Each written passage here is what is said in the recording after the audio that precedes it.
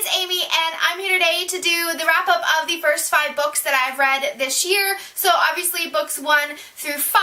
But before I get into the books that I read and what I thought about them, I thought I would talk about the tool that I'm going to be using this year to help me do my reviews and all of my ratings of my books, and that is the Book Lovers Journal. So I've been really enjoying using this. It's really helped me write my reviews and helped me give a more accurate rating for each book that I read. And so in the beginning it has a 2-page spread for each book that you read, and so you have on the first side you have a place where you put your book title and then author, publisher, page number, genre, how you discovered this book, where you got it from, who recommended it, and then you have a space here that breaks down the different aspects of the story. So you have quality of writing, pace, plot development, characters, enjoyability, insightfulness, ease of reading, and then photos, illustrations if it obviously has those in it.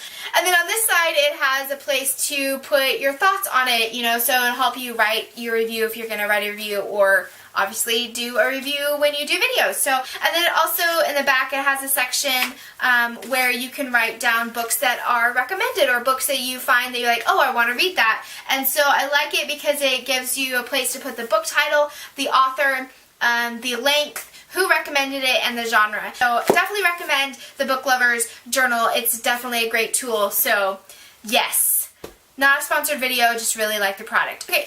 Now that I have that out of the way, let's get into the books that I've read. The first book that I finished this year was A Million Worlds with You by Claudia Gray. This is the final book in the Firebird trilogy. So I can't tell you a whole lot about this book specifically, but overall the Firebird trilogy is a young adult science fiction novel about dimension hopping, about love, about family, and about your choice in the world. And I really enjoyed, I really enjoyed this entire series. Highly recommend it. I like that in the final book, the main character, Marguerite, she definitely grows. In the second book, she was very angsty, and it was kind of annoying throughout the entire book. And this one I feel like she's been reeled in and she matures, and I really enjoy the character development and the growth that she makes. I like the way the plot goes, and it was a fast-paced story. I finished it in just a couple days, and it was a great ending to the entire series. I give this book a 4.5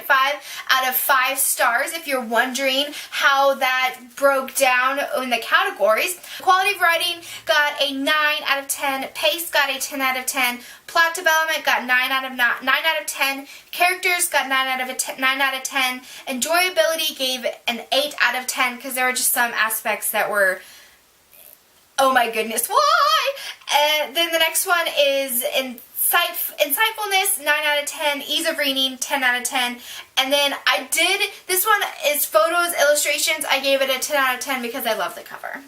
So yeah, so overall that gave me a 4.5 star rating after I divided it in all of the aspects I've already said. So definitely recommend the Firebird trilogy. It starts with 1,000 Pieces of You. Second book is 10,000 Skies Above You, and then A Million Worlds with You.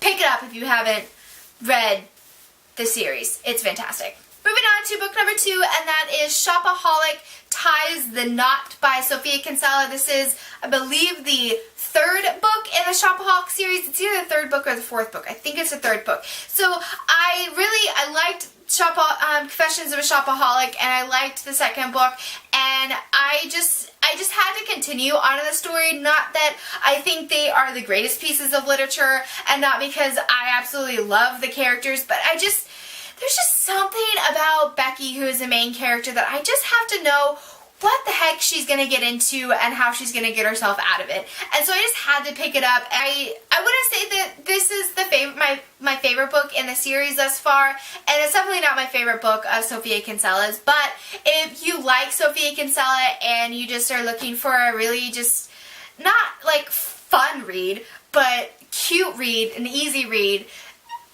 pick up the Shopaholic series, because it'll just make you laugh at how ridiculous Becky is. She's just really ridiculous. But if you've never read anything by Sofia Kinsella, I wouldn't say start with the Shopaholic series, because there's other books by her that are just better. So overall, I give this book a 3.75 out of 5 stars. How that broke down in the categories: the quality of writing, I gave a 9 out of 10. Pace, I gave a 7 out of 10. It was pretty slow. Plot development, 7 out of 10. There were just, I knew where it was going from the back of the book. I knew exactly how it was going to play out, and that kind of made it hard to get into. Characters, I gave it 8 out of 10. Enjoyability, I gave it a 7 out of 10. Insightfulness, I gave it a 6 out of 10. There's really not a whole lot of insightfulness to this story. Ease of reading, I gave it 10 out of 10 because it's just so easy. And then there's no photos or illustrations, so that didn't get a category. So that came out to 3.75 out of 5 stars. Moving on to book number 3, and that is Traitor's Blade by Sebastian de Castell, the first book in the Great Coat series. This is an adult fantasy series, and I really enjoyed this novel. This is described as Three Musketeers meets Lies of Locke Lamora, and you have Falcio, I don't know how to pronounce his name. I'm just going to say Falcio because that's how I say it in my head. And his 2 best friends, they are in this together. They're trying to continue the legacy that the king left and continue the work that the king asked them to do. And mainly follow Falcio and his journey to uphold the king's legacy. And I have to say that I've never read a book where the author just is not hesitant to beat up his characters. It is definitely, you will hurt with the characters. Oh my goodness, the things that they get into are just, oh my goodness, it's crazy. So I really enjoyed this book. I really enjoyed the aspect of the character. I really liked Falcio. I loved his honor and his wanting to do what's right. And the only thing that I did not like about this book, one, there were a lot of scrapes that they get into, and it got a little old. But the main thing is that there's this aspect in the story, and I'm not going to say who this happened to because I don't want to ruin anything, but there's this aspect in the story, well, basically, the character gets raped.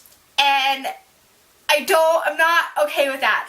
Not because the character gets raped, that's horrible, but because it's seen, I think you're supposed to see it as this beautiful act. But, 1, the character is tied up. 2, the character says no and stop at least 3 or 4 times.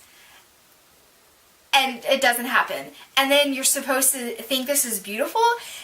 It's not beautiful. It's not beautiful at all, and it's terrible. I hated that part of the story, and it almost made me not want to continue in this story or recommend this story. But even though I hated this aspect of the story, I still enjoyed this. I do have to say that if you are squeamish on, violence, and I wouldn't recommend this. It's definitely adult fantasy. I would even say more mature than 18.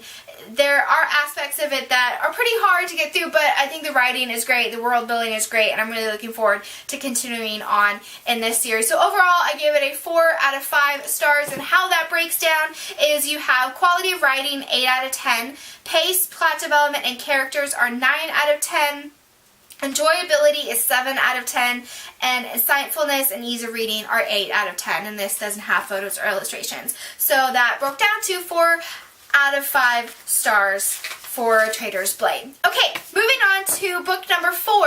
That is Dining with Joy by Rachel Hawk. So the premise of this book is you have this girl, Joy, who cannot cook, but she's a host of this cooking show Dining with Joy. And then you have Luke, who's actually a chef, but he just lost his restaurant in New York, and he's trying to get his life back together, and he somehow, by happenstance, becomes the co-host of Dining with Joy, and Joy, doesn't want Luke getting in on her show because, oh my goodness, that's her turf. And then she's also hiding the fact that, she doesn't know how to cook, and she has to hide it from Luke and has to hide it from her new producer, and it's just this big, huge mess. Then you have her rival, Divine, who suspects that Joy doesn't know how to cook, and so she's determined to out her, and it all happens in national TV, and guys, this book. Overall, I finished this book, so I liked it enough to finish it. But, 1, didn't like Joy. She was very bratty.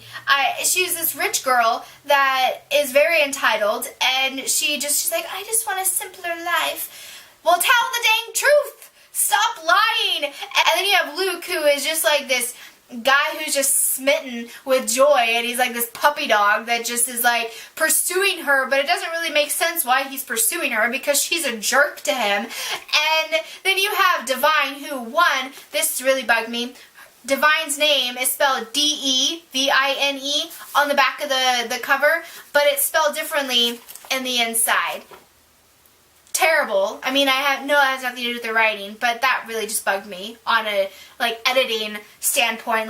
And just the writing was just choppy and weird, and the fact that I had to sludge through 250 pages of backstory and Joy being absolutely annoying to get to the ending, it was just, it was a miracle that I finished this book.